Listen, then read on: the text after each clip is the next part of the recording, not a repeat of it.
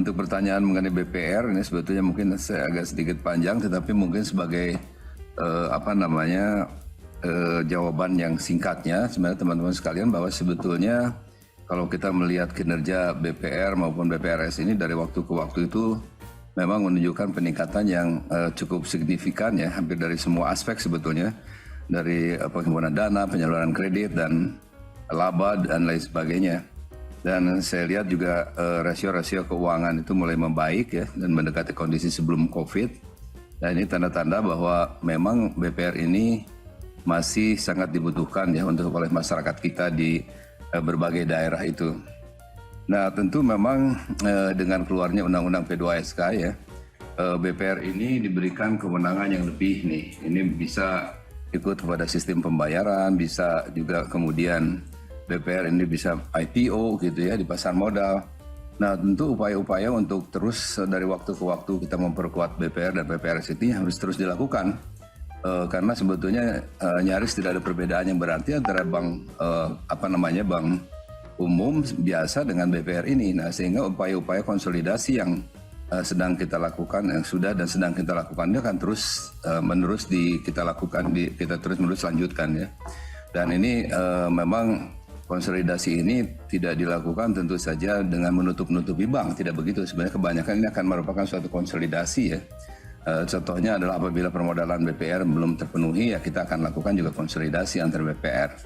Tetapi memang kalau persoalan-persoalannya sudah terkait dengan persoalan keuangan yang lebih mendasar, apalagi ditambah dengan fraud ya, tentu saja OJK ini harus melakukan langkah-langkah yang lebih jelas ya, lebih tegas gitu kan, untuk memastikan bahwa tidak ada moral hazard ya, di dalam industri BPR ya. Jangan sampai kemudian BPR ini mendapatkan stigma buruk di masyarakat, sehingga langkah-langkah tegas untuk melakukan pembersihan itu harus dilakukan. Nah memang itu yang kita lakukan sekarang, karena memang masih ada beberapa bank yang fraud dan sudah kita serahkan kepada LPS ya.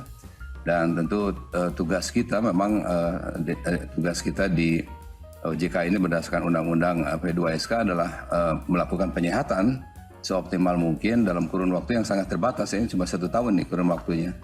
Nah, sehingga kalau misalnya sudah melampaui atau diperkirakan akan melampaui waktu 1 tahun, tentu kita harus serahkan kepada LPS untuk diresolusi ya. Terserah nanti LPS akan bagaimana polanya akan dilakukan. Kalau sedikit atau banyaknya nanti terserah juga akan bagaimana cara penanganannya akan kita serahkan kepada LPS. Nah, kenapa ini memang harus terjadi, teman-teman sekalian? Memang kita harus, tadi saya sampaikan tadi, memang upaya-upaya untuk memperkuat BPR ini harus terus dilakukan ya. Sehingga betul-betul BPR ini akan memberikan kontribusi yang lebih besar kepada ekonomi rakyat, terutama ekonomi rakyat di daerah.